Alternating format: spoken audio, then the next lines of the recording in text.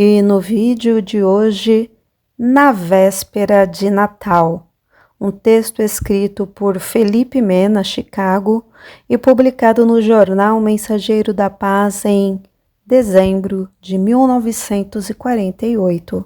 Um povo que não conhece a sua história está condenado a repeti-la. Se inscreva no canal, comenta, curta, compartilha e ative o sininho das notificações. Era a véspera do Natal de 1919. Eu desci a rua Santa Clara, na cidade de São José, Califórnia, quando alguém chamou. Alô, Felipe, onde vais nesta noite? Voltei-me e vi um dos meus amigos com o qual servi na Marinha Americana durante a Primeira Guerra Mundial. Vou ao baile, respondi ao meu amigo. Ele então convidou-me a acompanhá-lo até a esquina da rua Santa Clara, esquina do mercado, onde, disse ele, iria pregar ao ar livre. Tu pregar? Perguntei eu surpreso. A princípio pensei que fosse brincadeira, pois eu conhecia bem de que era capaz esse rapaz. Entretanto, ele continuou sério e contou-me o que sucedera depois que deu baixa da Marinha. Disse-me que havia dado seu coração ao Senhor e que tinha a certeza de que estava salvo. Quando me certifiquei que a sua linguagem não era igual à dos católicos, imediatamente tomei a decisão de informá-lo de que eu era católico e que não desejava ouvir o seu testemunho, pois quando criança disseram-me que todos os protestantes eram hereges e perdidos, que os únicos cristãos eram os católicos. Ele não insistiu em convencer-me, mas continuou seu caminho enquanto eu seguia o meu em direção ao baile. A mão invisível de Deus. Apenas eu havia dado alguns passos quando repentinamente pareceu-me que duas fortes mãos me agarraram pelas costas e me fizeram voltar contra minha vontade.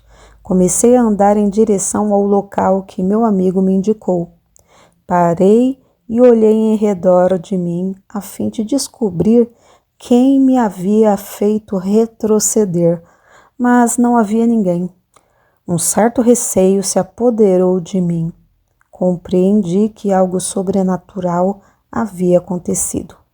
Contrariando todas as minhas intenções, continuei a caminhar em direção à esquina do mercado para ouvir meu amigo pregar. Temendo que algum amigo me visse ouvindo um pregador protestante, fiquei disfarçadamente encostado a um poste. Na infância, o padre advertiu-me no sentido de jamais entrar numa igreja protestante, pois, dizia ele, há perigo de algum diabo protestante se apoderar de ti. Finalmente, iniciou-se o culto ao ar livre. Ao ouvir o testemunho deste homem simples e os termos íntimos, como falava de Cristo, coisa inteiramente nova para mim, fiquei surpreendido e pensativo. O testemunho era verdadeiro e convincente. Intimamente tive de admitir que o pregador não era mais o mesmo homem que eu conheci na Marinha, e isto impressionou-me fortemente. No lugar em que eu estava, encostado a um poste ali mesmo, alguma coisa aconteceu na minha vida. O Espírito Santo convenceu-me do pecado e um pesado fardo de pecado estava sobre mim. Quando meu amigo terminou a pregação, saí detrás do poste e tomei a direção do baile. Mas o pregador descobriu-me, veio e perguntou-me se eu desejava acompanhá-lo à igreja. Olhei-o bem de frente e respondi: não irei. Sou católico romano, longe de mim a ideia de entrar na tua igreja. Dirigi-me então para o baile. mas sentia-me infeliz. Parecia-me que meus sapatos estavam cheios de chumbo. Estava sob profunda convicção do pecado. Quando voltei para casa nessa noite, ajoelhei-me para orar, mas apenas sabia repetir as orações que havia aprendido, mas que eu não aprovava. O dia de Natal. Na tarde do dia de Natal, após haver estudado um trecho de uma peça de teatro, nesse tempo o teatro interessava-me muito. O mesmo fardo de pecado que havia sentido sobre mim na véspera estava agora oprimindo a minha alma. Pus o livro e o cigarro ao lado e ajoelhei-me para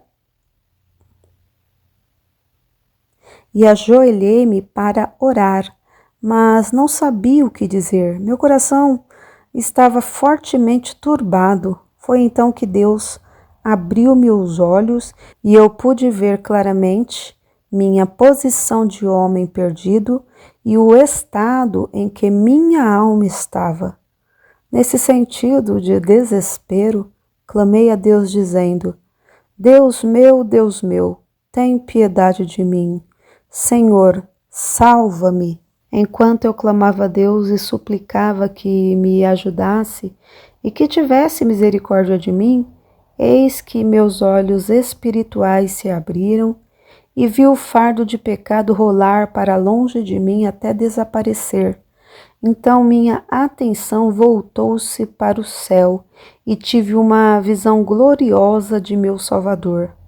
A luz do céu parecia aproximar-se mais e mais até que penetrou meu ser. Quando isto aconteceu, eu levantei-me de um salto. Agora era um homem transformado. Jamais havia passado por experiência semelhante. Meu coração estava mudado. Meu pensamento estava transformado e a vida foi mudada a partir deste momento. Certamente eu não sabia como se cantavam louvores ao Senhor, nem conhecia os hinos maravilhosos de adoração. Tudo me era desconhecido. Entretanto, minha alma transbordava de cânticos e louvores. Imediatamente, ao olhar para o cigarro, senti certa repulsa e indignação por coisa tão imunda e atirei-o pela janela.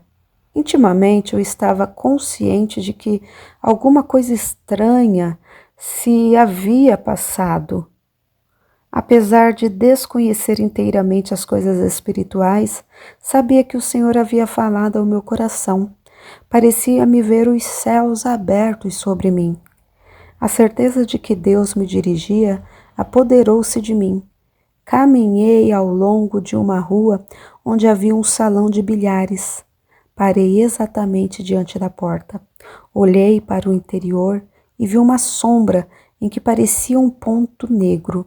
Ali mesmo Deus me falou dizendo que, dali em diante, não devia entrar em tais lugares. Dirigido à igreja. Na noite de Natal, Deus falou-me ao ouvido que me guiaria até a igreja. Como é maravilhoso quando Deus conduz uma pessoa à igreja. Saí pelas ruas, passei por magníficos e imponentes edifícios, ornados de cruzes e vitrais, mas o Senhor não me guiou a nenhum deles. Entretanto, sem o saber, fui guiado a uma pequena igreja de YMCA, cuja existência eu ignorava. Na fachada liam-se estas palavras: Missão Betel. Àquela hora, as portas ainda estavam fechadas e eu sentei-me na escada à espera de alguém que abrisse as portas. Imaginai um católico sentado nas escadas de uma igreja protestante, esperando que as portas se abrissem. Alguns minutos depois, as portas abriram-se, formou-se o auditório e o culto começou com um hino que nunca ouvira cantar. Qualquer coisa em mim vibrava nesta atmosfera de adoração e louvor. Eu sentia alegria, mas a sede de Deus aumentava. Quando o pregador terminou a pregação e fez o apelo perguntando se havia ali alguém que sentia sede de Deus, que fosse até o púlpito para orar, senti alguma coisa que nada podia impedir. Respondi ao apelo, fui o primeiro a ir até ao púlpito e foi esta a minha oração. Ó Deus, eu tenho sede de ti, Senhor. Eu suspiro por ti, tenho sede de ti. A seguir, durante 3 noites busquei ao Senhor de todo o coração, e a glória do Senhor encheu meu coração faminto e me batizou com o Espírito Santo. Agora tinha plena certeza de que o que me restava fazer era testificar de Cristo aos meus parentes e amigos, levando-os a Cristo para serem salvos. Pensei que todos aceitariam Jesus sem recalcitrar. Entretanto, quando lhes falei do Salvador, descobri que não desejavam ouvir. Na sua indignação, meus parentes diziam: Felipe, se tens intenção de continuar na fé protestante, deves deixar a casa. Creio que se minha querida mãe ainda vivesse naquele tempo, ela não teria mostrado a mesma atitude, pois ela era muito piedosa e certamente teria aceitado o amor de Deus. Ainda me lembro de minhas lágrimas quando orava por mim e por meus irmãos. Sua influência sobre mim foi profunda. Algumas vezes evitei cometer um pecado ao pensar na sua vida piedosa, cheia de doçura. Mas agora a minha experiência de Deus era real e devia testificar fielmente do Senhor, mesmo que meus parentes me fechassem a porta do lar. Assim aconteceu.